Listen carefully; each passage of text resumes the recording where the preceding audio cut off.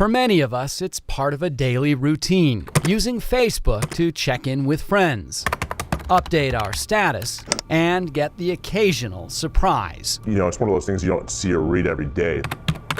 For this man, whose identity we agreed to conceal, a Facebook surprise he received 2 weeks ago turned into a nightmare.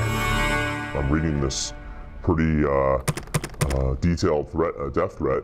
The profanity-riddled messages read in part, "I'm going to kill you, I am coming to get you, and I will knife the shit out of you soon." This guy was not your Facebook friend, but he was allowed to message you. That's correct. Do you recognize the name? I didn't recognize the name. The messages were sent to his private page and his business page. "I'm going to come down there and look for him, and when I find him, I'm going to stab that piece of shit over 25 times. I'm going to murder him." I try to maybe steer my mind to thinking that it was a joke, that someone was playing some really kind of cruel joke, but you know, when you read the detail of it, it's beyond that. But the biggest shock was yet to come, where the messages appeared to be coming from. What did you find out about this guy's situation right now? That he was in prison. The man whose name appears on the Facebook page and the threats has been convicted of at least 8 felonies, theft, drugs, and guns. He's finishing his 5th stint in prison. Do inmates have access to the internet in prison? They do not. Doug Nick from the Department of Corrections says a criminal investigation into the threats is underway. But our experience in investigations in the past has shown that most of the Facebook activity that you see among inmates is actually done by people on the outside. Where the threats came from is also the subject of a Phoenix police investigation.